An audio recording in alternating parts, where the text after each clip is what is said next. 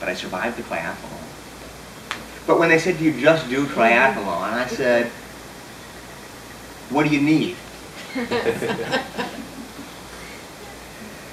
And that's when they said to me, we need somebody to run the Chicago Marathon.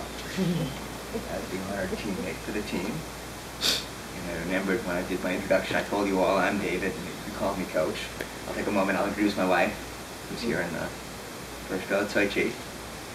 When they said, we need someone to run the Chicago Marathon, I remember saying, good. My wife's always wanted to go to Chicago. And I certainly didn't feel marathon capable or ready. I remembered when I joked with Erica that I was going to run the marathon when this is over, and signed up for that triathlon. But I started marathon training, running a little more, a little further. And as I began to do that, I met another important survivor athlete in my life, Larry Comroe. And Larry was ahead of me in so many ways. He'd had cancer about 4 years earlier. He'd done everything about 4 years earlier. He was about 4 years older than me. So as I thought, I'm going to follow this guy's footsteps. He's the one leading the way. And he had just run the Ironman. This blew me away. I'll tell you a little bit about what it is. It is a triathlon, a swim, a bike, and a run. But at the Ironman distance, it's a 2.4 mile swim. It's 112 miles on the bike. And then a 26.2 mile marathon. And this particular one in Lake Placid is up and down the mountains. Larry had done the Ironman. And this is back in 2007. And that's when he said, you will too. You're going to run the Ironman. And he said, seemingly so casually, 2010. 2010. You'll be 3 years out. You won't be fast, but you'll be ready. And with that, somehow I knew that 2010 was going to be the Ironman Triathlon.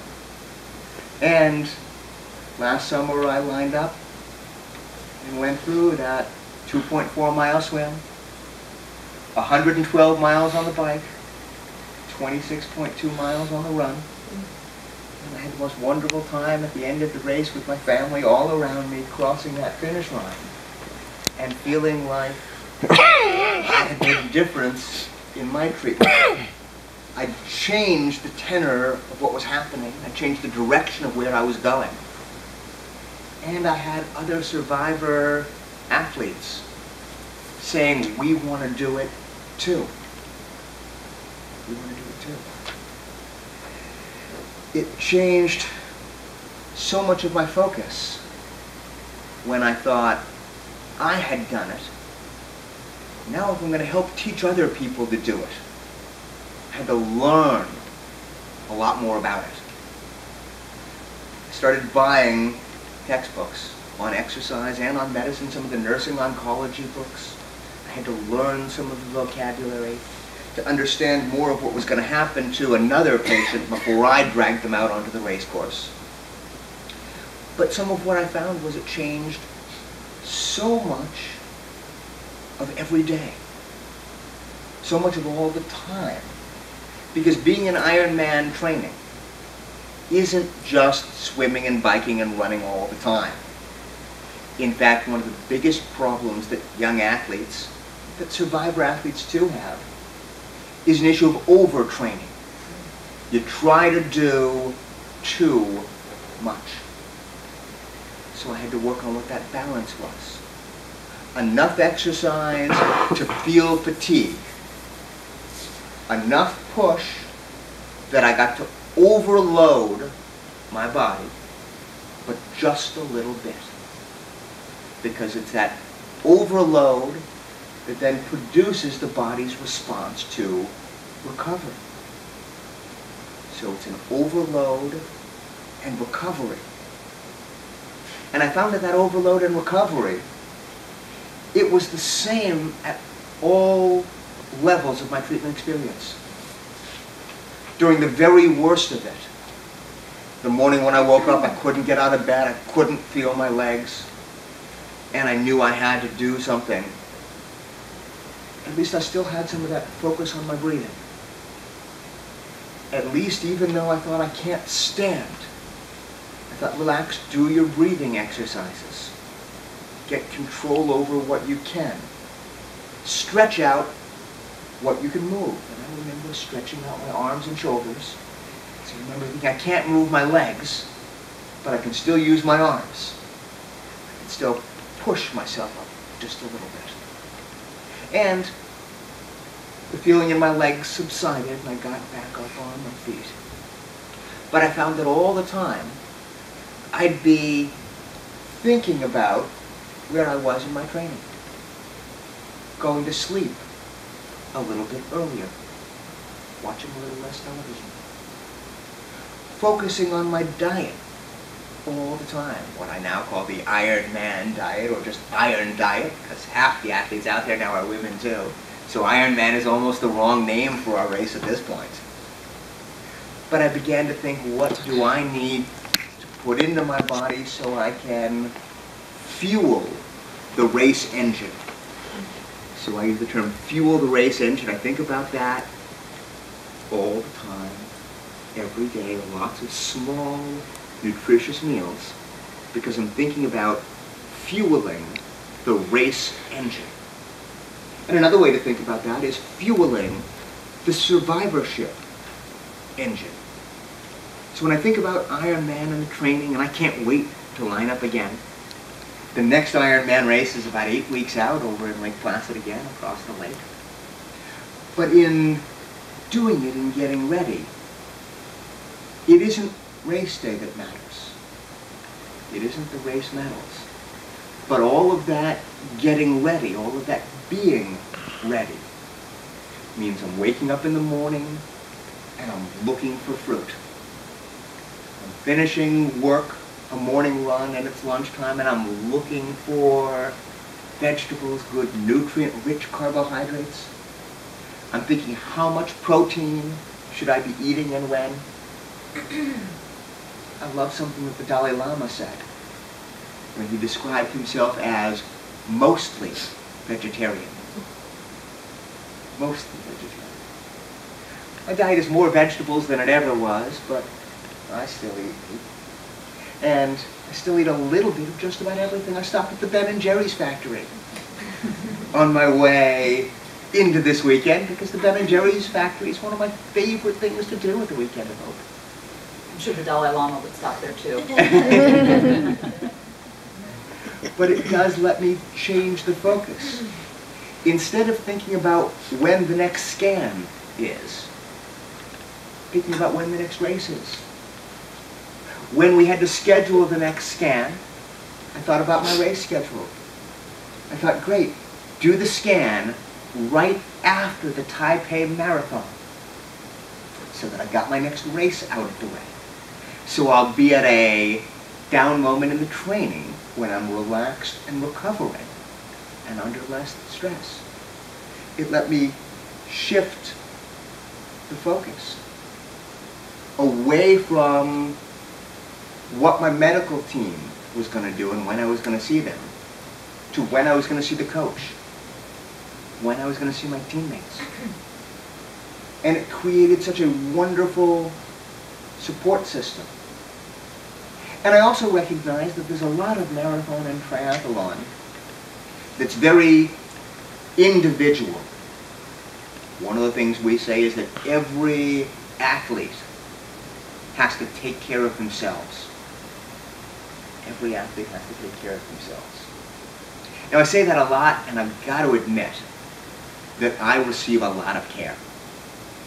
So when we say that every athlete has to take care of themselves, the Iron Man produces a lot of laundry. And My wife is here. She will confirm that the Ironman, or she's the first one to identify that the Ironman produces a lot of laundry. If you swim and bike and run and go to yoga and lift weights, you've gone through and work 6 different outfits in a single day. It's a lot of laundry. But also as part of the team approach, the nutrition is part of a team approach, because none of us always eat alone. We cook and eat as families. So it's something that translates. While I've got a great professional coaching team, and I'm honored to be joining their ranks as a coach, I know that my wife is the one that really sees me every day, who's the first one to identify if I'm tired. I also found that there were a lot of things in race world that translated very well to taking personal control over our own health, to helping to understand much of how we're feeling. I learned that the most important muscle in our body, the one we've got to exercise the most, the one that's really keeping us alive, is that heart. So I learned a lot about that cardiovascular exercise. They're way ahead of us in, I'll call it heart world, because they do cardiac rehab. Cardiac rehab. You have a heart attack. No one calls you a survivor. You had a heart attack, you get whatever surgery, and they send you back to work without any fanfare. But they also send you to cardiac rehab to make sure you're exercising, making sure your heart is strong. We're lucky to have a survivorship community, but just as some of our other speakers have identified, we're lagging behind in cancer rehab. And even though all of us in the back of our mind have to maintain a little bit of cancer fear, the word is scary. We've got to have some fear for ourselves and for each other, for all of us. Anytime you hear cancer, it's dramatic. But as you begin to train, as you begin to make your heart stronger, you recognize that while we're all afraid of our next scan, and we'll go do it anyway, we're also really just as likely to suffer the end of days through a heart attack, not cancer. And we've got so much that we can do to make ourselves stronger, to help fight relapse, to help make ourselves stronger through treatment, and to change the nature of our survivorship to one that is filled with strength, diet, exercise, with recovery. So as I think about what it means to be an athlete, and our organization and that name, Cancer Athletics, it's easy for me to remember back to really what was my sophomore year in high school. Sophomore year in high school. Walking into a cancer center, of course, had its own devastating effects. But I don't think about that as the worst day of my life. In fact, to some extent, I still think back, and one of the worst days was when my baseball coach told me I wouldn't be going to the varsity team. I was too little. 14, 15 years old. It's probably 3 inches shorter than I am now. I played second base and I thought I was quick, but I just wasn't tall enough. And he said, "Sorry, kid, you're too little." And with that, my dream of playing for the Boston Red Sox was gone. I wasn't going to get to be a professional athlete because I was just too little. No amount of practice was going to change that. But on this side of things, approaching 45, and as a cancer athlete, I realized that this part of cancer athletics, it's available to all of us.